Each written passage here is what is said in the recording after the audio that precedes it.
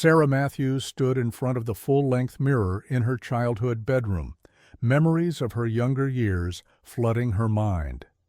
The woman staring back at her was nearly unrecognizable.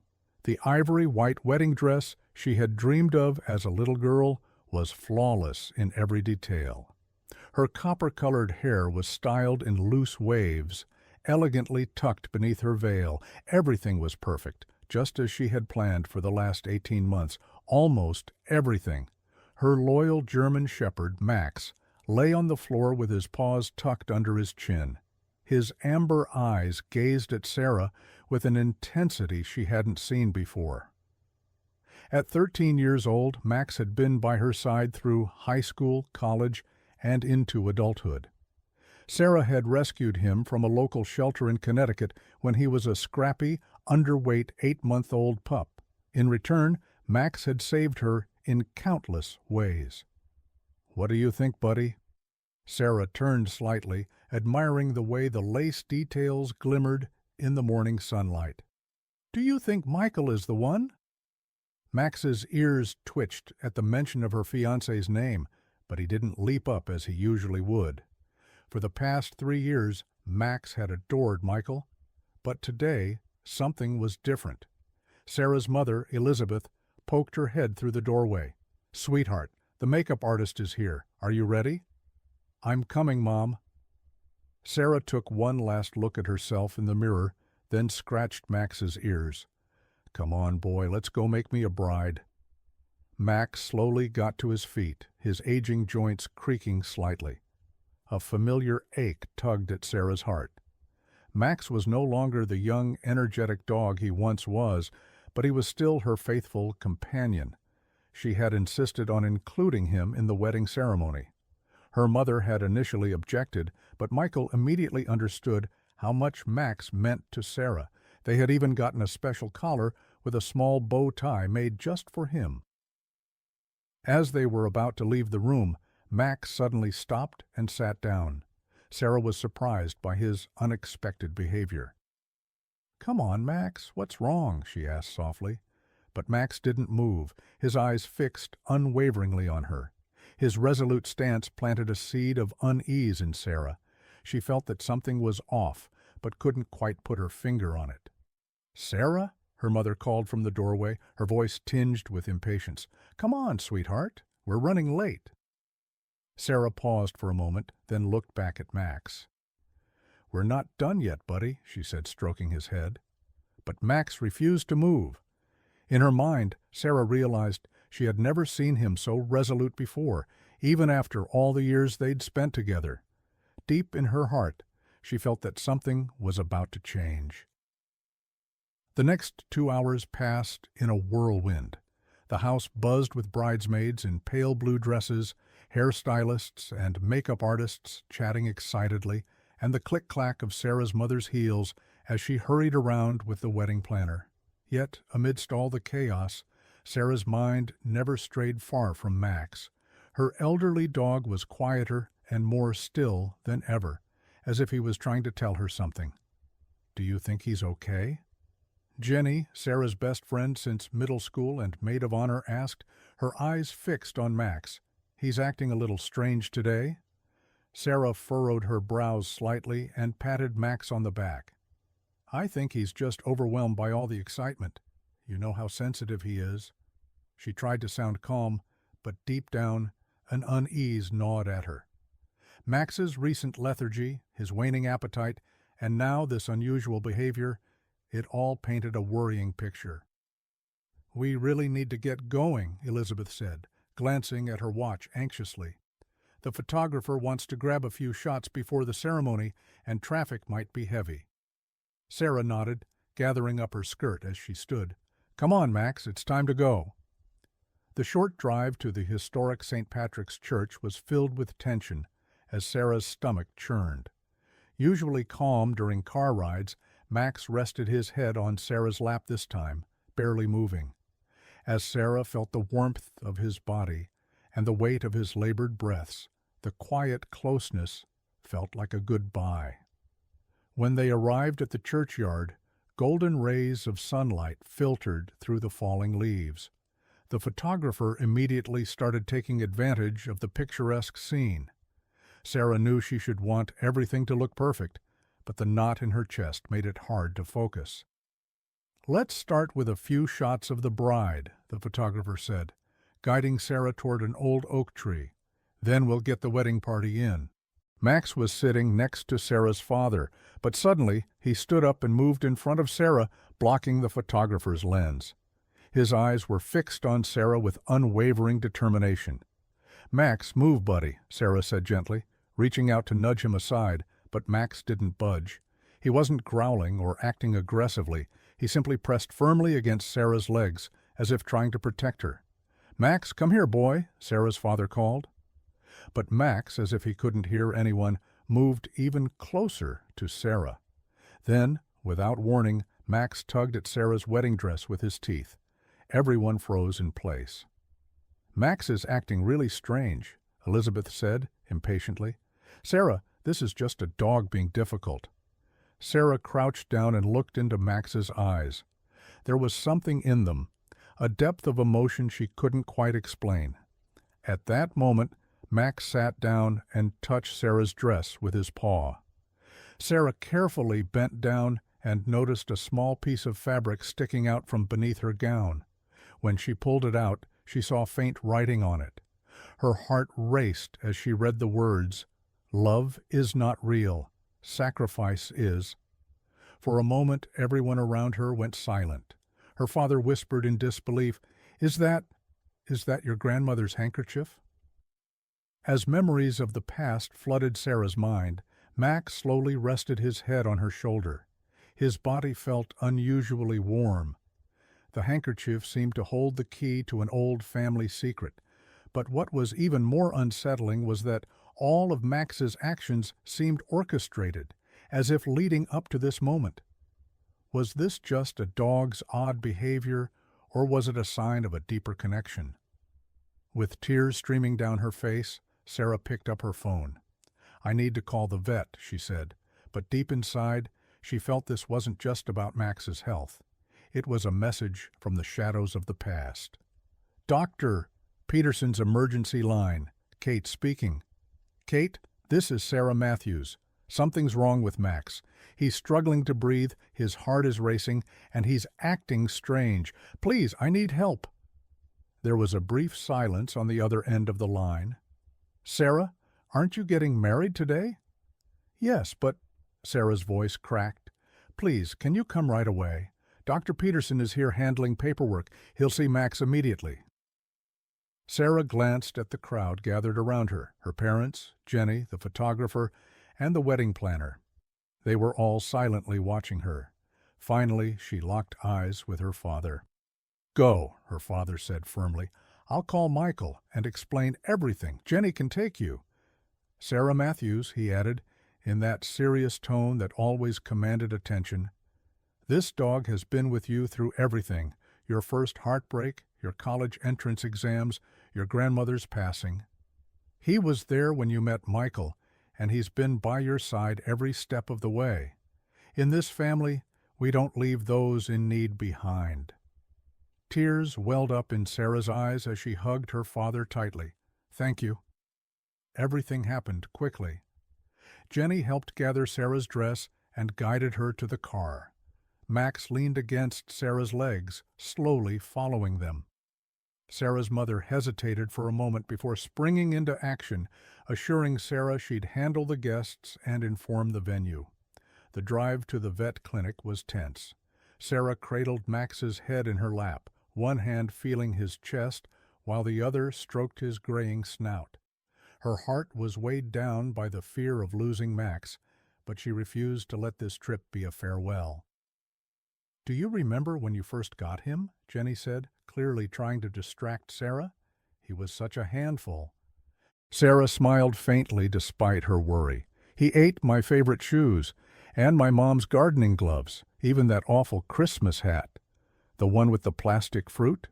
He did you a favor?" Jenny said with a laugh.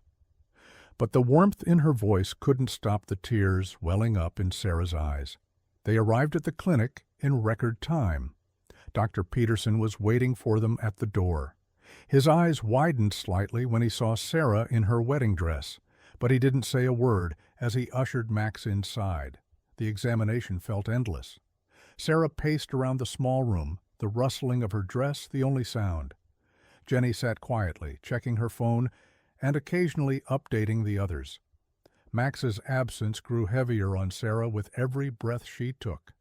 Finally, Dr. Peterson returned, his face serious and somber. In that moment, Sarah felt the entire world stop. "Sarah, please have a seat." Those dreaded words, the ones every pet owner fears, made Sarah's knees buckle. Jenny quickly steadied her. "Max has a heart condition," Dr. Peterson said gently. "The tests show he's in the early stages of heart failure.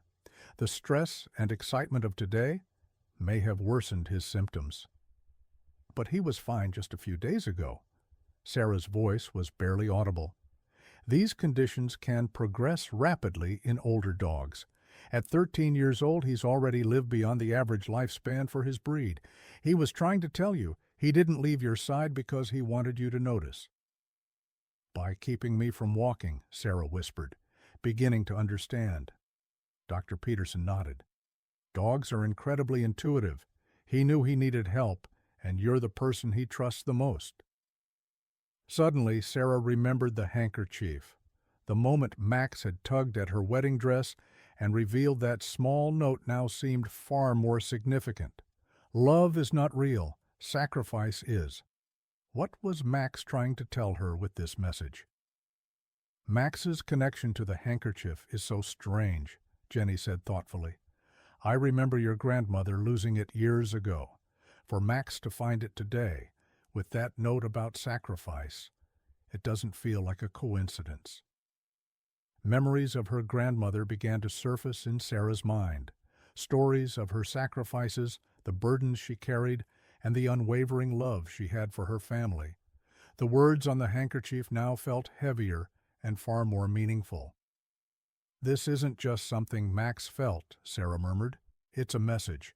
Maybe it's not just from Max, but from somewhere deeper." Jenny nodded, her eyes glistening with tears. "Knowing how much she went through, I can imagine your grandmother wanting you to receive this message today." Tears streaming down her face, Sarah looked at the handkerchief again. Kneeling beside Max's bed, she felt that this message was meant to guide her, not just on her wedding day, but for the rest of her life. The handkerchief added even more meaning to Max's presence. The words etched themselves into her mind once more. Love is not real, sacrifice is. Sarah reflected on how Max embodied the true essence of love and sacrifice in her life. The message wasn't just about Max. It could serve as a guide for her entire journey. Lost in these thoughts, Sarah's phone buzzed with a message. It was from Michael. "How is he?" Sarah, so focused on Max, hadn't even thought about how Michael might be feeling. With trembling hands, she replied, "Not good. Heart failure. I'm so sorry about the wedding." 3 dots appeared almost immediately. Then his response, "Don't be. I'm on my way." 20 minutes later, the clinic door opened, and Michael walked in, still wearing his tuxedo. His best man, Kevin, was with him. Sarah rose from her spot beside Max, her makeup smeared, her hair disheveled, and her wedding dress crumpled. "I'm so sorry," Sarah began, but Michael was already kneeling beside her. "Hey," he said softly, wiping a tear from her cheek. "Do you remember what I told you when I proposed? I said I love you because you have the biggest heart in the world, because you love everyone without limits. And now how could I be mad at you for proving it?" Fresh tears streamed down Sarah's face. Leaning into Michael, she spoke in a muffled voice. "What about the wedding?" "It can wait," Michael said firmly. "Those people, that fancy venue, the perfect plan, none of that matters. What matters is us being together, all of us." Scratching Max's ears, he added, "Besides, Kevin might have an idea." Kevin nodded, standing beside Jenny. "We made a few calls," Jenny said. "The minister agreed to come here. Your family is on board too. It might not be the wedding you planned, but you can get married here." Sarah glanced around the examination room, then back at Max. She met the same loving eyes that had drawn her to him years ago at the shelter. "Really?" "Only if you want to," Michael said. "Otherwise, we can plan everything again." "No," Sarah replied, a tearful smile spreading across her face. "This is perfect. Max has been with us at every important moment in our relationship, when we met in the park, on our first date, when you proposed. He should be with us for this too." At that moment, Sarah remembered the note on the handkerchief. She paused and turned to Michael. "Michael," she said, her voice tinged with both curiosity and apprehension. "Did you see the handkerchief? My grandmother's handkerchief?" Michael nodded. "I did, but I didn't quite understand it. What does it mean? Love is not real? Sacrifice is?" As Sarah stroked Max's head, she closed her eyes. "I think my grandmother somehow wanted me to find this today, maybe to help me understand what true love really is." Michael glanced at Max. "Maybe," he said. "Or maybe Max is here to help you see it. He's always known what's right." Sarah clutched the handkerchief in her palm as though it held another secret waiting to be revealed. It wasn't just a token of Max's actions, but a symbol of a sacrifice from the past and a lesson for the future. The following months were both precious and challenging. Max had good days and bad days. While medication eased his symptoms, it couldn't stop the progression of his condition. Sarah and Michael adjusted their lives to meet Max's needs. When Max was too tired to be left alone, they took turns staying home.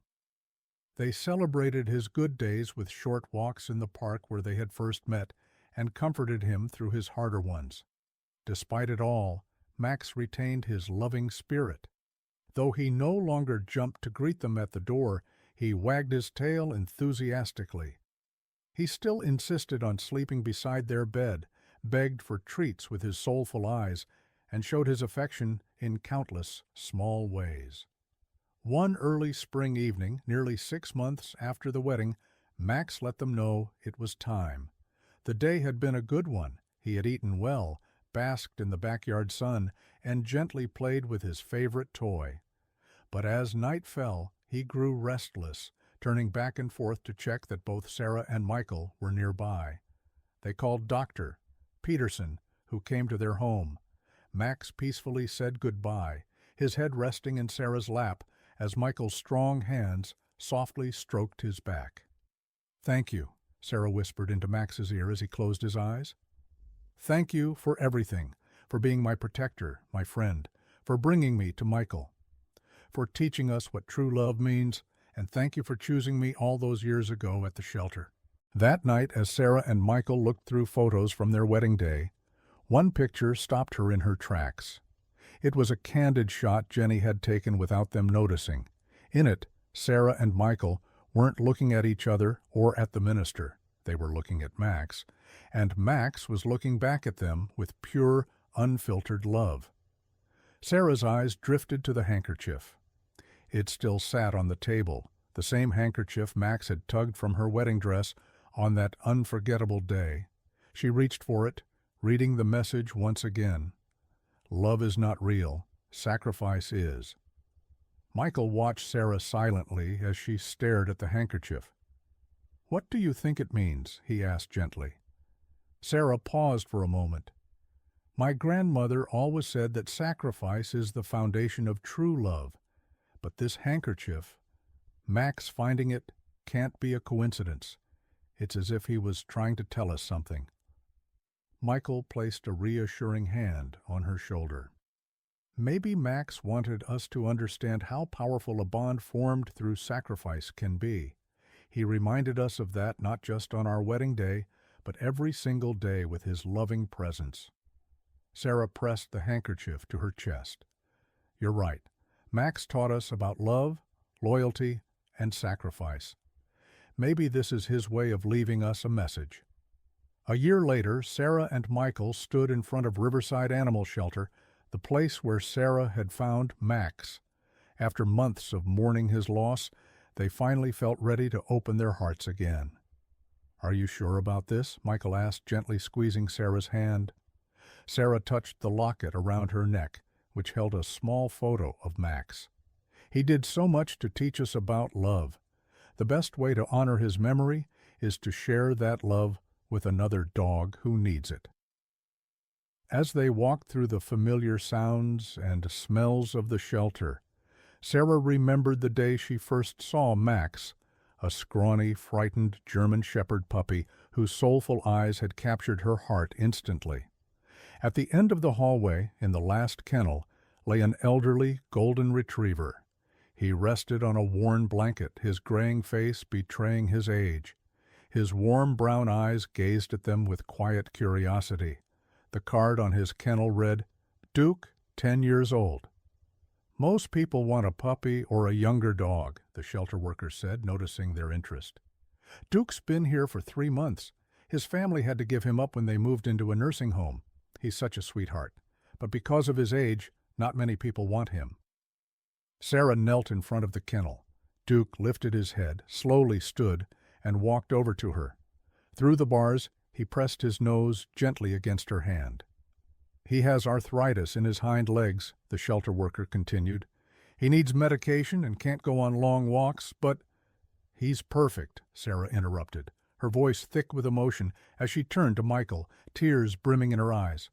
Michael nodded, understanding instantly. "I guess Max is showing us the way again." Sarah pulled the handkerchief from her pocket, holding it in her hand for a moment. "Maybe this handkerchief was just a symbol," she whispered. "But whatever Max was trying to teach us, we can live it again with Duke." Michael smiled. "Sacrifice is the true key to love, isn't it?" Sarah stroked Duke's head gently. "Yes, and Max reminded us of that every single day."